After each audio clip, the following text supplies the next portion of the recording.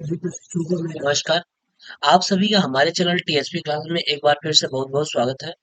तो दोस्तों, आज हम इस वीडियो में बात करने वाले हैं यूपी डीलर अर्थात बीटीसी फर्स्ट सेमेस्टर के चतुर्थ प्रश्न मैथ के बारे में बात करेंगे। और मैथ के में सीरीज जो कि चल रहा है, आपका सीरीज के क्वेश्चन कराए जा रहे हैं और 65 प्रश्न तक कराया जा चुका है।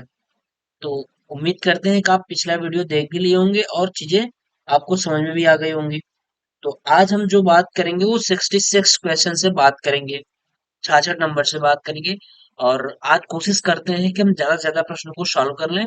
और जैसे ही हमारा बहुविकल्पी प्रश्न खत्म हो, उसके बाद नेक्स्ट टारगेट हमारा होगा अति लघु उत्तरीय प्रश्न। अति लघु उत्तरीय प्रश्न कराने के बाद मैं टोटली लघु उत्तरीय प्रश्न करा दूंगा, जिससे कि आपको कहीं से भी दिक्कत नहीं होगी।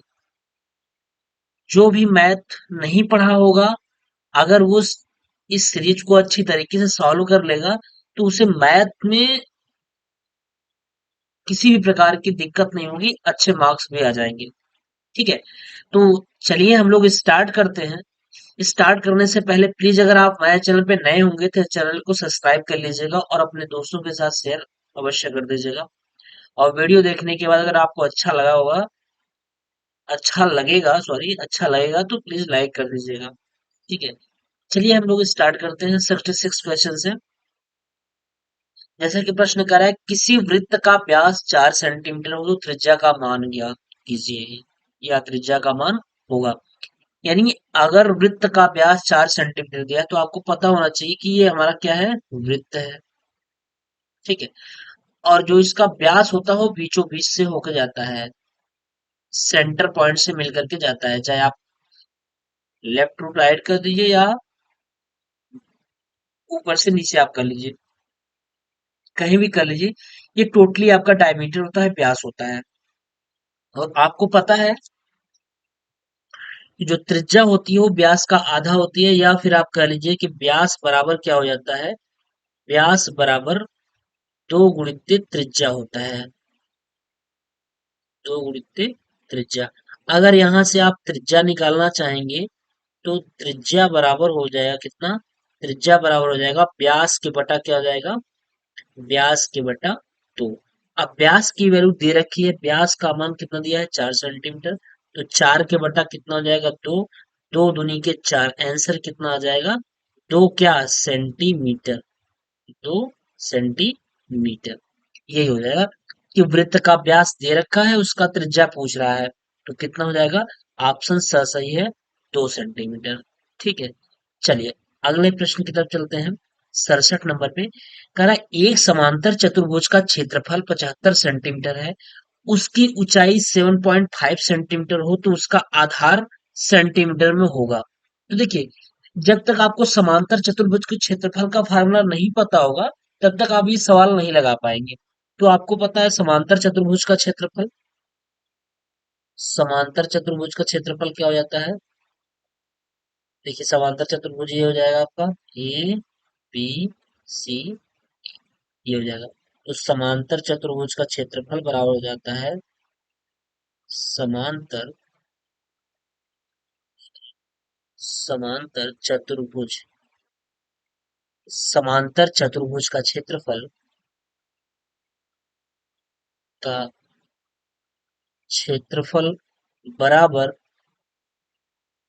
ऊंचाई गुणित आधार। ऊंचाई गुणित क्या होता है, आधार होता है। अब क्षेत्रफल की वैल्यू दे रखी है, 75 सेंटीमीटर दे रखा है। ऊंचाई का मान 7.5 सेंटीमीटर दे रखा है। 7.5 इंटू आधार पूछ रहा है, तो हम यहाँ से आधार निकाल लेंगे। तो क्या हो जाएगा, 75 के बटा कितना हो जाएगा, 7.5 हो जाएगा। और बराबर कितना, ये मतलब आधार आ जाएगा आपका, है ना। तो यहाँ से दशमलव आप हटाएंगे तो ऊपर एक जीरो लग जाएगा। 75 दहम्मा कितना होगा, 750। यानी आधार बराबर कितना आ गया, 10 सेंटीमीटर। कितना आ गया, 10 सेंटीमीटर। ठीक,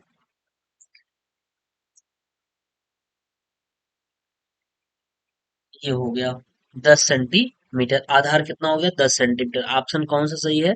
ऑप्शन ब सही है। ठीक। तो बहुत ही आसान है। देखिए सवाल आपको तभी आएगा जब तक आपको फार्मूला नहीं पता होगा। अगर फार्मूला पता होगा और उसकी बेसिक नॉलेज आपको रहेगा तो चीजें बड़े आसानी से आप लगा लेंगे, नहीं तो फिर दिक्कत होगी थोड़ी। चलिए अगला प्रश्न देखिए। 68 कह रहा है, वह वृत्त जो किसी त्रिभुज की सब भुजाओं को बिना बढ़ाए स्पर्श करे कहलाती है। वह वृत्त जो किसी त्रिभुज की सब भुजाओं को, यानी किसी त्रिभुज की, हम एक त्रिभुज खींच लेते हैं, इसमें किसी भी भुजा को बढ़ाना नहीं है, सीधा सीधा हम ये त्रिभुज खींच लिए। तो वह वृत्त जो किसी त्रिभुज की सब भुजाओं को, त्रिभुज की सभी भुजाओं को बिना बढ़ाए, बढ़ाना नहीं है, बिना बढ़ाए स्पर्श करे क्या कहलाती है? यानी अब इसके अंदर एक वृत्त खींचिए जो इन भुजाओं को क्या करता हो? स्पर्श करता हो। तो ये आपका वृत्त हो गया। अब बढ़ाना नहीं है, कोई भी हमने क्या किया? कोई भी हमने भुजा बढ़ाया नहीं है, और उसमें जो वृत्त बनाया है वो तीनों भुजाओं क्या कर रही है? स्पर्श कर रही है। तो बताइए ये क्या होगा? तो आप कहेंगे कि ये अंतःवृत्त होगा। क्या होगा? अंतःवृत्त। बिल्कुल अंतःवृत्त है ये, क्योंकि त्रिभुज के अंदर बन रहा है, तो ये क्या है? अंतःवृत्त ही तो होगा। तो हो जाएगा अंतःवृत्त। ऑप्शन कौन सही है? सर। नेक्स्ट प्रश्न देखिए। 69, किस संख्या में 6 का स्थानिमान सबसे अधिक है? कह रहा है किस संख्या में 6 का स्थानिमान सबसे अधिक है। तो आपको बताया गया था कि दशमलव वाला जो स्थानिमान बताया गया था, जो पहला वाला, जो सबसे जितना दशमलव के जितना नजदीक होगा वो उतना ही बड़ा होगा, क्योंकि ये 6 के बटा 10 होगा। अगर हम यहाँ निकालें इस 6 का स्थानिमान, तो ये 6 के बटा क्या हो जाएगा? 100 हो जाएगा यहाँ पे। और यहाँ अगर निकालना चाहें तो 6 के बटा कितना हो जाएगा? 10, 100, 1000। 6 के बटा 1000 हो जाएगा। अगर यहाँ पे निकालना चाहे 6 का स्थानीय मान, तो 6 के बटा कितना हो जाएगा? 100 हो जाएगा। लेकिन अगर हम यहाँ पे स्थानीय मान निकालना चाहे 6 का, तो 6 के बटा 10। अब बताइए कौन बड़ा है? 6 के बटा 10 बड़ा है, कि 6 के बटा 100 बड़ा है, कि 6 के बटा 1000 बड़ा है? तो आप कहेंगे सर 6 के बटा 10 बड़ा है। तो ऑप्शन कौन सा सही है? स वाला सही है। ठीक है, ऑप्शन स सही है। अगला प्रश्न कर रहा है, अर्धवृत्त में स्थित कोण का मान होता है। अर्धवृत्त में स्थित कोण का मान क्या होता है? ये अर्धवृत्त हो गया। अब इसमें स्थित कोण का मान कितना होगा? खींचेंगे तो कितना हो जाएगा? 90 डिग्री, यानी ये हो जाएगा कितना? 90 डिग्री। अर्धवृत्त में स्थित जो कोण होंगे वो कितने डिग्री के होंगे? 90 अंश के होंगे। ठीक। तो 90 डिग्री ऑप्शन ब सही है। अगला प्रश्न कर रहा है, त्रिभुज का क्षेत्रफल बताइए। तो त्रिभुज का क्षेत्रफल, सिंपली त्रिभुज का क्षेत्रफल आपको पता है कि त्रिभुज का क्षेत्रफल क्या होता है? 1/2, 1/2 गुणित आधार, और गुणित क्या होता है? लंब होता है। अब आपको पता होना चाहिए कौन सा आधार है कौन सा लंब है। तो ये वाला आधार होता है, और ये क्या है? ये लंब होता है। और ये वाला क्या होता है? कर्ण होता है। यहाँ कर्ण से कोई मतलब नहीं है। त्रिभुज का जो क्षेत्रफल होगा वो 1/2 होगा, 1/2 आधार गुणित लंब होगा। ठीक। अगला प्रश्न देखिए। कह रहा है किसी त्रिभुज की भुजाएं 6 सेंटीमीटर, 8 सेंटीमीटर तथा 10 सेंटीमीटर है, उसका क्षेत्रफल होगा।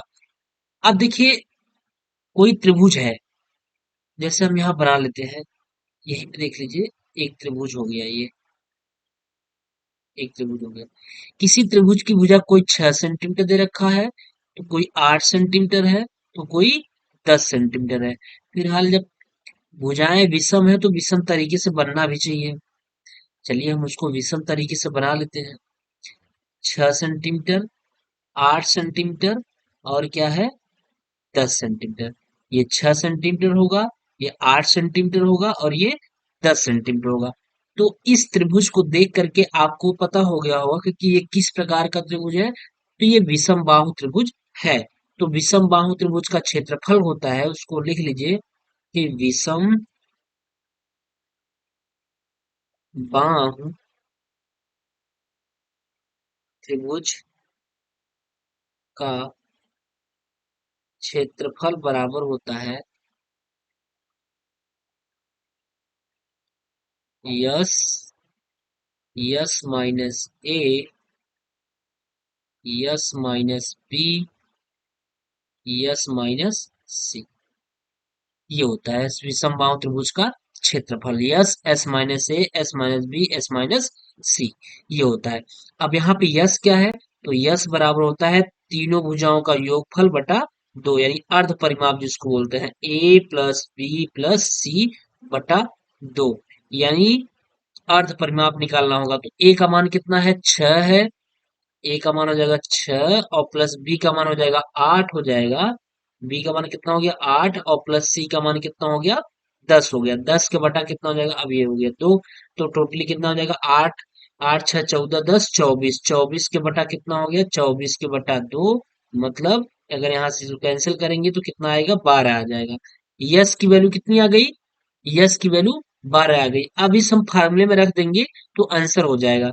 तो जो त्रिभुज का क्षेत्रफल निकालना चाहेंगे, क्षेत्रफल बराबर हो जाएगा यस यस का मान कितना है 12, और फिर यहाँ हो जाएगा 12 माइनस ए की वैल्यू कितनी है, आप यहाँ लिख सकते हैं ए बराबर 6, बी बराबर 8 और सी बराबर 10। तो ए का मान कितना है 6, फिर एस का मतलब 12 माइनस बी का मान कितना है 8 है, फिर सी का मान एस का मान फिर कितना हो गया 12 और माइनस कितना हो जाएगा 10 हो जाएगा। और यहाँ आप लगा लीजिए क्या, करड़ी, करड़ी लग गई। ठीक। अब इसको घटा लेंगे अगर हम, यहीं पे देख लीजिए, इसको घटाएंगे तो हो जाएगा 12 इंटू क्या, 12 में 6 गए 6, इंटू 12 में 60 गए 4, इंटू 12 में 10 गए 2, सब करड़ी में ये रहेगा। तो हो जाएगा कितना, 4 दुनी 8, 8 छम 48, 12 इंटू 48, तो कितना हो जाएगा, हो जाएगा 12 अट्ठे 96 का ही 6 हाथ लगा 9, 12 चौक 48, 48 2 50 7 57, 576। अब आपको पता होना चाहिए कि 576 किसका वर्गमूल है, 24 का है। 576 किसका वर्गमूल है 24 का, तो ये 24 वर्ग सेंटीमीटर कितना आएगा, 24 वर्ग सेंटीमीटर। यही इसका आंसर हो जाएगा। कौन सा, 72 नंबर का, यानी 24 वर्ग सेंटीमीटर आ गया द वाला ऑप्शन। ठीक है। ये तो रहा 72 नंबर क्वेश्चन।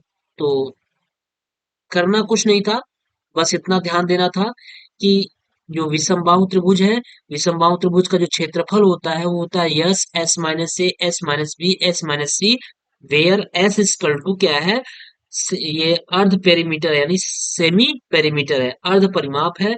अर्ध परिमाप का फार्मूला होता है एस बराबर ए प्लस बी प्लस सी बटा 2 हो जाता है। तो ए की वैल्यू दे रखी है, ए की वैल्यू दे रखी है, बी की वैल्यू दे रखी है और सी की वैल्यू दे रखी है। हम यहाँ से निकाल लेंगे ए प्लस बी प्लस सी का मान बटा 2, टोटल को जोड़ करके यहाँ से भाग देंगे तो 12 आ जाएगा। अब इसी वैल्यू को हम ले आके क्षेत्रफल के फार्मूले में रख देंगे और यहाँ से बड़ी आसानी से आपका आंसर हो जाएगा। ठीक है। चलिए 73 नंबर प्रश्न देखिए, कह रहा है एक त्रिभुज, 73 नंबर प्रश्न, एक त्रिभुज का क्षेत्रफल क्या होगा जिसका आधार 10 सेंटीमीटर और ऊंचाई 6 सेंटीमीटर है। तो त्रिभुज का क्षेत्रफल का फार्मूला पता है, त्रिभुज का क्षेत्रफल बराबर क्या हो जाता है, क्षेत्रफल बराबर 1/2 आधार गुणित ऊंचाई। तो 1/2 हो गया, इंटू आधार कितना दे रखा है 10 सेंटीमीटर, इंटू ऊंचाई कितना दे रखा है 6 सेंटीमीटर, 2 पंचे 10 5 छंके 30, कितना आ गया 30 वर्ग सेंटीमीटर, कितना आ गया 30 वर्ग सेंटीमीटर। आंसर कौन सा है, आंसर अ वाला ऑप्शन अ सही है, 30 वर्ग सेंटीमीटर। कितना आसान सवाल है। चलिए 2018 में प्रश्न ये पूछा गया है, 74 नंबर, कह रहा है 80 और 90 के बीच, 80 और 90 के बीच अभाज्य संख्याएं बताइए। अब बताइए 80 से 90 के बीच में अभाज्य संख्याएं कितनी होंगी। ठीक है, अभाज्य संख्या कितनी होगी। तो देखिए 80 के बाद 81, 81 अभाज्य संख्या है नहीं क्योंकि 81 3 से कट जाएगा, 9 से भी कट जाएगा। उसके बाद 82 भी नहीं होगा। 83, 83 किसी भी संख्या से नहीं कटेगा। अच्छा, अभाज्य संख्या निकालने से पहले आपको पता होना चाहिए कि अभाज्य संख्या किसे कहते हैं। तो अभाज्य संख्याएं वे संख्याएं होती हैं जो या तो एक से कटे या फिर वो अपनी स्वयं से ही कटे। जैसे अगर हम 81 की बात करें तो 81 अभाज्य संख्या नहीं है। क्यों? क्योंकि ये 3 से कट जाएगी, ये 9 से कट जाएगी, और ये 81 से भी कट जाएगी, और ये 1 से कट जाएगी। तो अभाज्य संख्या ये कहता है जिसके मैक्सिमम गुणनखंड 2 होने चाहिए। जैसे 83 है तो ये 83 से कटेगी, और या फिर किससे कटेगी? 1 से कटेगी। तो अभाज्य संख्याएं वही होती हैं जिसके ज्यादा से ज्यादा कितने गुणनखंड हो? 2 गुणनखंड हो बस, वही अभाज्य संख्या होगी। तो 80 से 90 के बीच में एक तो 83 हो गया, एक क्या हो गया? एक 83 हो गया, एक तो 83 आ गया। उसके बाद 84 होगा नहीं, 85 होगा नहीं, 86 भी नहीं होगा, 87, 87, अगर 87 की बात करें तो क्या 87 होगा? आ, नहीं होगा क्योंकि ये 3 से कट जाएगा। 3 दूनी 6, 3 नौ 27, ये नहीं होगा। 88 नहीं होगा। 89, 89 किसी और संख्या तो कटेगी? 3 दूनी 6, नहीं कटेगी। यानी 83 और 89 कौन सा मिल रहा है? 83 और 89। यहाँ 81, 89 है, नहीं होगा। 81 है ही नहीं, और 83 तो है लेकिन 87 नहीं है। ये 83 और 89 ऑप्शन 10 सही है। कौन सही है? ऑप्शन 10 सही है। ठीक है, चलिए अगला देखते हैं।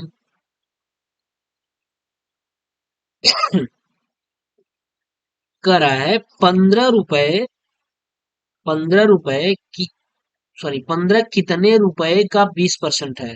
तो मान लीजिए कि माना 15, कर 15 कितने रुपए का 20% है। तो मान लीजिए जो 15 है ये यक्स रुपए का 20% है। कितने रुपए का? यक्स रुपए का। जो 15 है, 15 है जो, ये एक्स रुपए का कितना है? 20% है, बराबर है ये। बस यही कह रहा है। ये कह रहा है जो 15 रुपया है ये कितने रुपए का 20% है। तो मैंने मान लिया कि माना एक्स रुपए का 20% है। माना 15 जो है ये यक्स रुपए का 20% है। तो अब यहां से हम यक्स की वैल्यू निकाल लेंगे। तो यक्स इंटू कितना हो जाएगा? 20 के बटा 100 हो जाएगा, और बराबर कितना है? ये 15 है। तो 20 पंचे 100, तो कितना हो गया? यहाँ 5 हो गया, तो क्रॉस मल्टीप्लीकेशन यानी 15 बराबर कितना हो गया? 15 बराबर एक्स के बटा 5। तो 15 पचे 75, यानी आ गया कितना? 75 आ गया। यक्स की वैल्यू कितनी आ गई? 75। यक्स की वैल्यू कितनी आ गई? 75 आ गई। यानी 75 ही है। अगर आप उत्तर की जांच करना चाहते हैं तो 75 रुपए का आप 20% निकाल दीजिए, देखिए आपको 15 रुपया मिल जाएगा। ये दो पंचे 10, 5, 15 पचे 75। 75 रुपए का जो 20% है वो कितना आएगा? 15 रुपए आएगा। तो हमारा यहाँ ये नहीं कह रहा था, कह रहा था 15 रुपए, 15 कितने रुपए का 20% है? तो 15 जो है 75 रुपए का 20% है। तो ऑप्शन अ सही है। ठीक, चलिए अगली 76 नंबर देखिए। कर पिक्टोग्राफ प्रदर्शित करता है। पिक्टोग्राफ क्या प्रदर्शित करता है? आइए देखते हैं। पिक्टोग्राफ प्रदर्शित करता है क्या? स्तंभ आरेख? क्या स्तंभ आरेख? नहीं। रेखीय आरेख? नहीं, बिल्कुल नहीं। वृत्तीय आरेख? बिल्कुल नहीं। इनमें से कोई नहीं। हाँ, इनमें से कोई नहीं होगा। ऑप्शन 10 सही होगा। क्यों? क्योंकि जो पिक्टोग्राफ होता है वो डेटा आरेख प्रदर्शित करता है। जो हमारा पिक्टोग्राफ होता है, जो पिक्टोग्राफ होता है ये डेटा आरेख प्रदर्शित करता है। डेटा, डेटा आरेख। जो पिक्टोग्राफ होता है डेटा आरेख प्रदर्शित करता है, ना कि वो स्तंभ आरेख, और ना ही रेखीय आरेख, ना ही वृत्तीय आरेख। ये डेटा आरेख प्रदर्शित करता है। इसको ध्यान रखिएगा कि पिक्टोग्राफ जो होता है डेटा से संबंधित होता है। अगली 77 नंबर का रहा है पाई चित्र में प्रदर्शित कुल आंकड़े आधारित होते हैं। पाई चित्र, पाई चित्र कैसे होता है? पहली बात तो पाई चित्र बनता कैसे है इसको देख लीजिए। ये इस तरीके से इसमें पाई चित्र होता है। अब यहाँ से डिवाइडेशन बना होता है कि इतना भाग कुछ और होता है, इतना भाग कुछ और है, इतना भाग कुछ और है, या जो भी है इतना भाग और हो गया। जैसे गणित हो गया, गणित के मार्क्स हो गए, हिंदी के मार्क्स हो गए, बहुत सारे कुछ चीजें जो भी डाटा होती है इस तरीके से अलग अलग बांटी हुई होती हैं। तो वही कह रहा है कि पाई चित्र में प्रदर्शित कुल आंकड़े आधारित होते हैं, कितने डिग्री पे आधारित होते हैं। तो भैया एक सर्कल कितने डिग्री का होता है, तो आप बताएंगे एक सर्कल जो है वो 360 डिग्री पे होता है। तो जितने भी डाटा रहेंगे वो कितने कितने डिग्री पे रहेंगे, सब 360 डिग्री पे डिवाइड रहेंगे। तो टोटल आंकड़े होते हैं वो कितने डिग्री पे रहेंगे, 360 डिग्री पे। ऑप्शन सही है। वह व्यंजक जिसमें केवल एक पद होता है क्या कहलाता है, तो स्वाभाविक सी बात है, वह व्यंजक जिसमें केवल एक पद होगा तो वही एक पदी व्यंजक कहलाएगा। द्विपद होगा द्विपदी व्यंजक कहलाएगा। तीन तीन पद होगा त्रिपदी व्यंजक कहलाएगा, और तीन से जब ज्यादा पद हो जाएगा तो क्या कहलाएगा, बहुपद कहलाएगा। तो एक पद है तो एक पदी व्यंजक कहलाएगा। ठीक। चलिए अगला देखिए, 79 प्रश्न देखिए। कह रहा है वाई में 5 जोड़ने पर जेड प्राप्त होता है। भैया जैसे कह रहा है वैसे कर लो, वाई में 5 जोड़ दो और क्या मिल जा रहा है, वाई में जब हम 5 जोड़ेंगे तो क्या मिल गया, जेड। जैसे अगर हम 2 में 3 जोड़ेंगे तो क्या मिल जाएगा, 5। वही बात है कि वाई में जेड वाई में 5 जोड़ने पर जेड मिलता है। तो देखिए कौन सा ऑप्शन सही है, वाई में 5 जोड़ने पर जेड मिलेगा। ऑप्शन सही है, वाई में 5 जोड़ने पर क्या मिल गया, जेड। ठीक। चल 80 नंबर देखिए, कह रहा है किसी संख्या का एक चौथाई भाग क्या कहलाता है। किसी भी संख्या का एक चौथाई भाग क्या कहलाएगा। भाई किसी भी संख्या का अगर हम एक चौथाई भाग करेंगे, भाग तो उसका कितना होता है, 25%, 50%, 75%, 100%। 50% तो आधा होता है, 50% आधा होता है। किसी भाग का चौथाई भाग कितना, अगर 100 में टोटल कितने चौथाई भाग निकालना चाहे 100 में, तो कितने भागों में बटेगा ये, सॉरी 1000 हो गया। 100 को अगर परसेंट में पूछ रहा है, अगर ये क्या पूछ रहा है, परसेंट में पूछ रहा है, तो परसेंट में निकालने के लिए क्या करेंगे, परसेंट में हम निकालने के लिए यही करेंगे ना।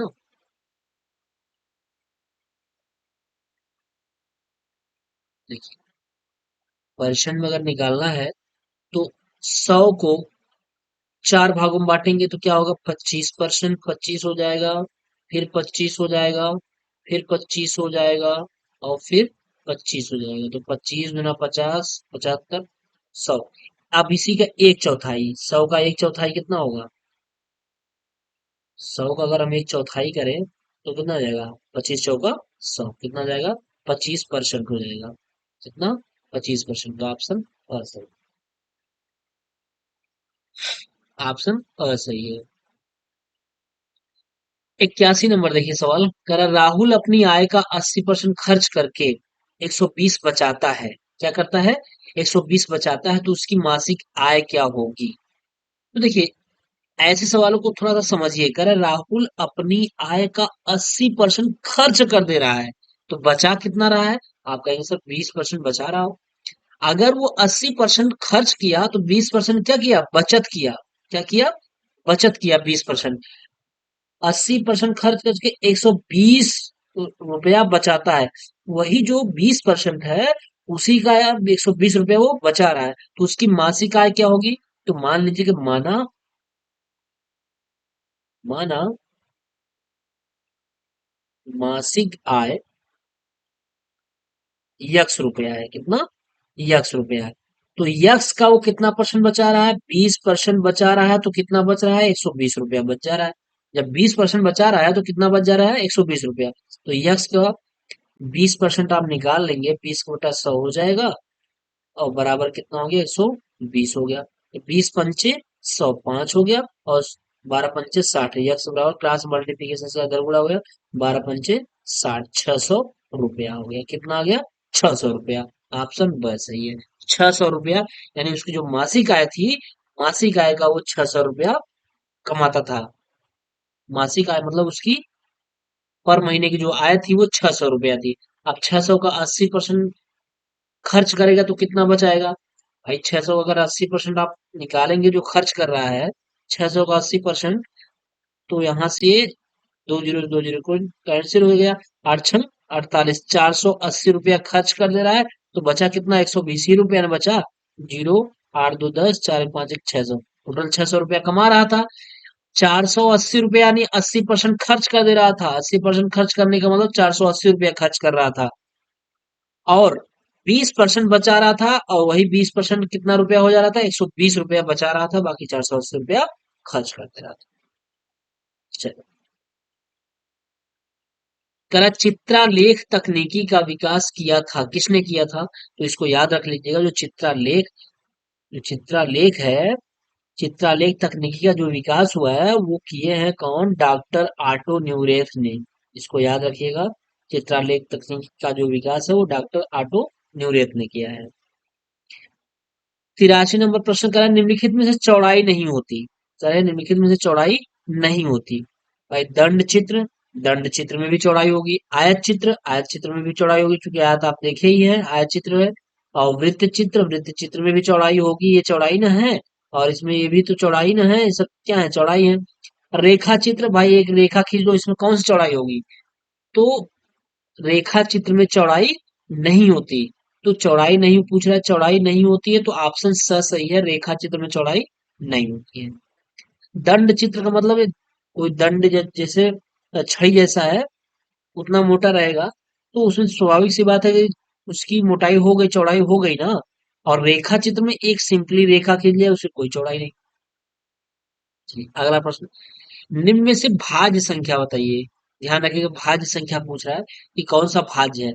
तो 7 अभाज्य संख्या है, 5 भी अभाज्य संख्या है, 13 भी अभाज्य संख्या है। अब बचा क्या? 6। 6 ही हमारा क्या है? भाज्य संख्या है। ऑप्शन द सही है। भाज्य संख्या वो होता है जिसके दो से अधिक गुणनखंड हो। 6 के कितने गुणनखंड है? ये 2 से कट जाएगा। सबसे पहले 1 से कटेगा, 2 से कटेगा, 3 से कटेगा, और स्वयं 6 से कटेगा। तो ये हमारी क्या हो गई? भाज्य संख्या हो गई। क्या हो गई? ये भाज्य संख्या। ठीक। चलिए, 85 नंबर देखिए। कह रहा 500 का 20% वही होगा जितना कि क्या? 500 का 20% निकाल लीजिए। पांच पहले, तो 500 का जो हम 20% जब निकालेंगे, 20/100, 100 पंचे 500, 5 बार गया, और 20 पंचे 100 कितना आ गया? 500 का 20% कितना होगा? 100 रुपया। कितना होगा? 100 रुपया। अब 700। अब वही कह रहा है कि चारों ऑप्शन में कौन सा ऑप्शन सही है जिसका आंसर 100 आ जाए, इस वाले के बराबर आ जाए। तो आप इसको लगा लगा के देखना चाहेंगे। 700 का 30% निकालना चाहेंगे, तो कितना होगा? 7 × 21, 30%। 30/100, 7। 7 बार गया, 7×21 कितना आ गया? 21 आ गया, तो होगा नहीं। 800 का 12.5%, 12×2 = 24, 1 25, यानी इसका भी निकाल के देख लीजिए। 800 का 12.5%, 12×2 = 25, 25 के बटा 2% हो गया। और परसेंट हटाइए, 100 लगाइए। 100 × 8 = 800 हो गया। तो 2 चौके 8, कितना आ गया? 4, 25 चौका 100। यही आ गया। कितना आ गया? ऑप्शन ब सही है। यही वाला सही है कि 800 का 12.5% कितना होगा? 100 रुपया होगा। जो हो रहा था 500 का 20% भी 100 रुपया ही हो रहा था, तो उसी प्रकार 800 का भी 12.5% 100 रुपया होगा। चलिए, अगला प्रश्न देखिए। 86 नंबर। 5897 में 8 का स्थानीय मान किसका? 5897 में 8 का स्थानीय मान। अब इस 8 का स्थानीय मान आप निकालेंगे। 8 इंटू कितना? 1 लगा के 2 जीरो, कितना हो जाएगा? 800 हो जाएगा। तो बताइए कौन सा ऑप्शन सही है? तो ऑप्शन क सही है। ठीक। अगला प्रश्न देखिए। कह रहा है 7378 में 3 का जाति मान।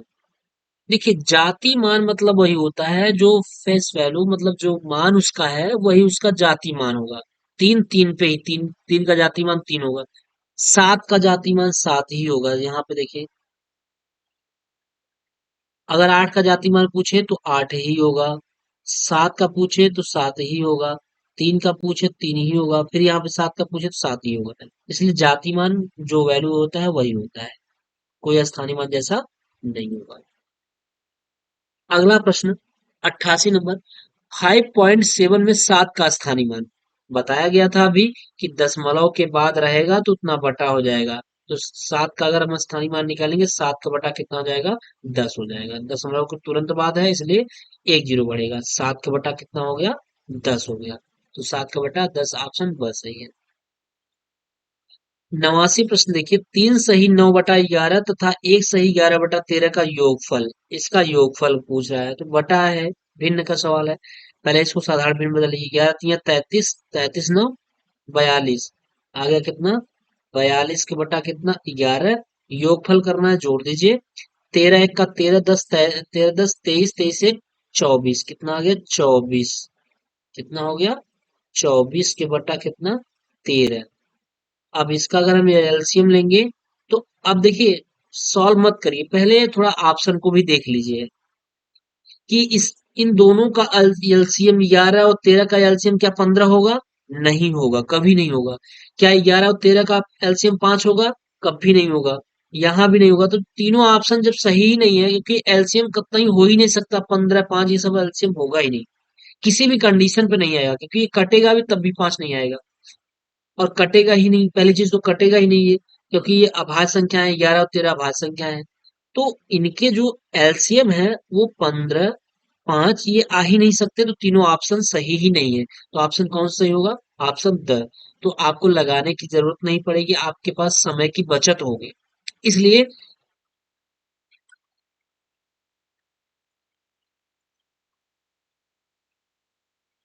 इसलिए थोड़ा सा चीजों को देखना होगा कि कैसे हम एलसीएम को निकाल रहे हैं। थोड़ी देर बात कर रहे हैं,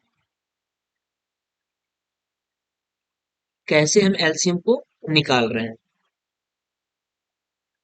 ठीक है, तो आपको प्रश्न सॉल्व करने की जरूरत नहीं पड़ेगी। फिर चलिए 90 नंबर देखिए, संख्या 4734 4734 विभाज्य होगी, किससे विभाजित होगी, 4734 ये किससे विभाजित होगी, 5 से होगी। तो देखिए, अब आप क्या करेंगे, क्या हाँ प्रत्येक संख्या प्रत्येक ऑप्शन से काटना स्टार्ट करेंगे, नहीं ऐसा मत करिएगा। ऐसा करने से आप में समय बहुत ज्यादा लग जाएगा। देखिए, लास्ट का डिजिट देखिए क्या है, सम है विषम, तो 4 क्या है, सम संख्या है। तो ये कभी भी अभाज्य संख्या से नहीं कटेगा, 5 से तो नहीं कटेगा, 3 से तो नहीं कटेगा, 7 से तो नहीं कटेगा। जब तीनों ऑप्शन नहीं, इन तीनों से नहीं कटेगा तो रामबाण हमारा क्या हुआ, 6 ही से कटेगा। अब 6 से आप काट के एक बार चेक कर लीजिए, 6 से काट दिए, 6×7 = 42, बचा कितना, 5 बचा, तो 53 हो गया। 6 से 42, 6×48, 6×9 = 54, 8×6 = 48, कितनी बार गया, 8 बार। 48×2 = 50 और 3 × 53, 3×2 = 5, 54 हो गया। बचा कितना, 54। 8×6 = 48, 8×7 = 56, 8×8 = 64। अगर हम इसको काटना चाहें 6 से, तो 6×7 = 42, बचा कितना, 5, 53 हो गया। तो 6×48, मतलब 8×6 = 48, बचा कितना, आइए भाग देख दिखा देते हैं, वो कंफ्यूजन नहीं होगा। 6 से काटिए, 6×7 = 42, कितना आ गया, 5 आ गया। अब कितनी बार जाएगा, 8 बार जाएगा, 8×6 = 48, कितना बचा, 13 में से 8 गए, 5, यहाँ कैंसिल। अब कितना आ गया, 4। अब देखिए कितनी बार जाएगा,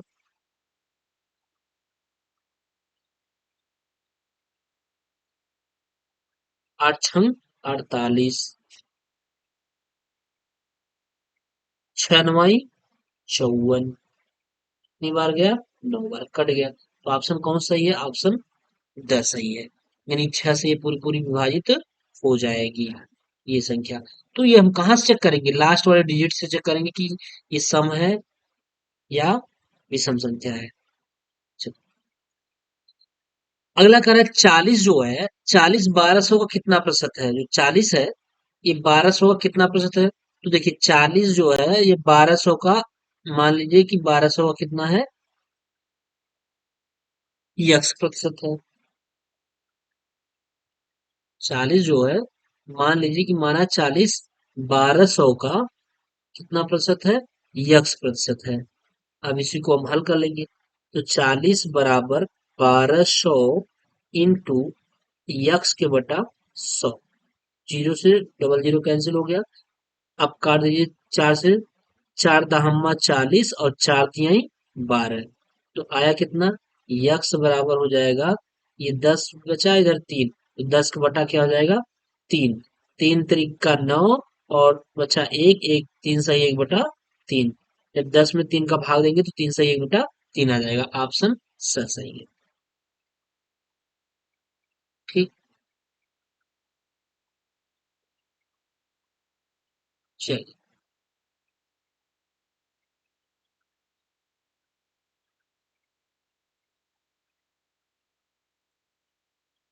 आइए अगला सवाल देखते हैं।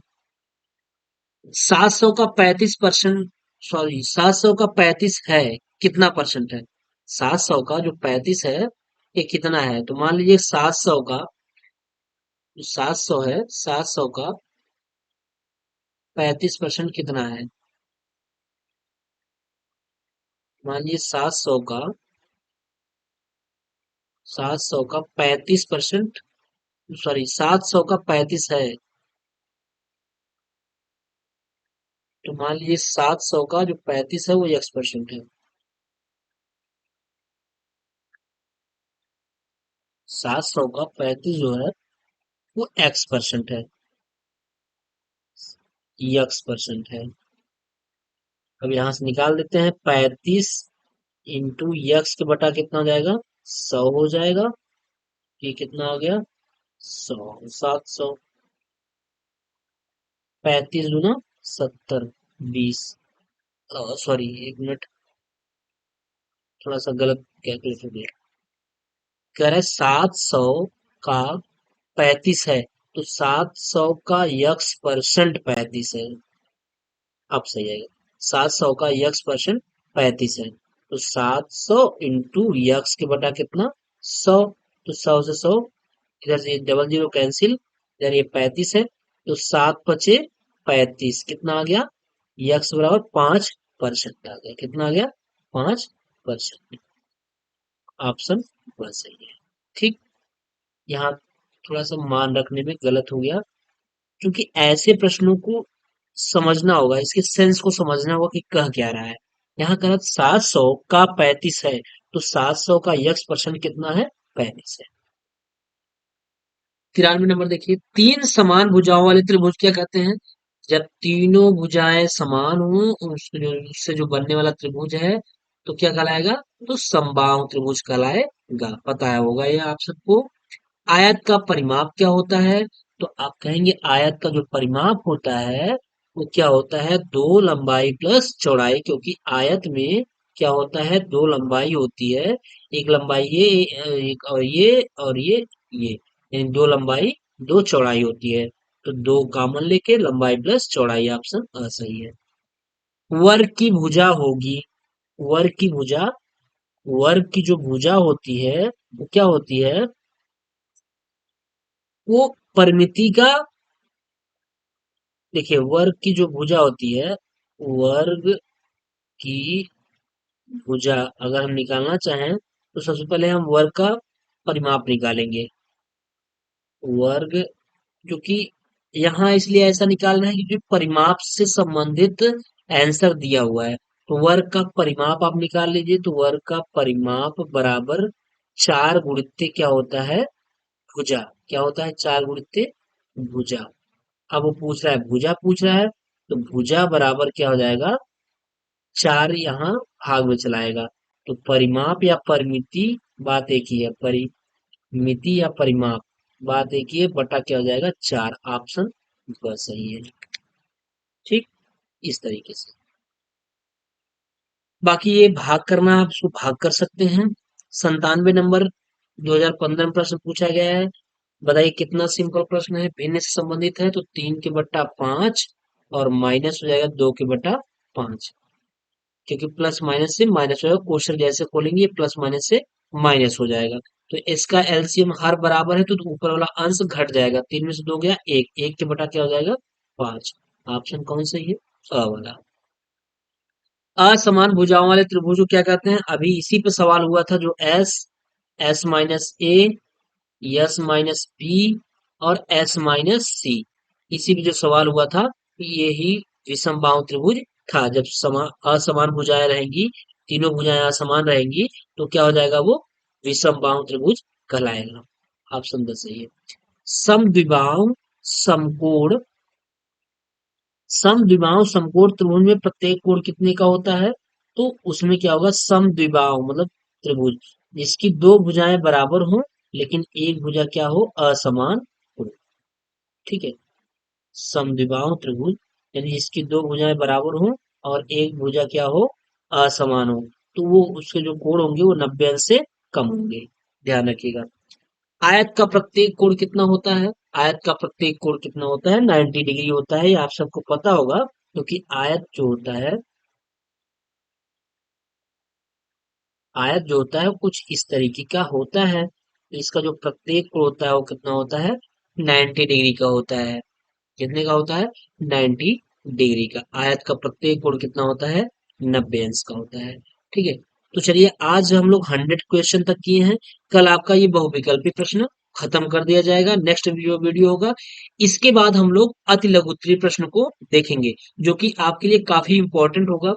इंपॉर्टेंट तो आपके लिए बहुविकल्पी भी है, क्योंकि यहीं से अति लघु उत्तरीय भी बन जाता है, और यहीं से लघु उत्तरीय भी बन जाता है, और बहुविकल्पी तो है ही ये।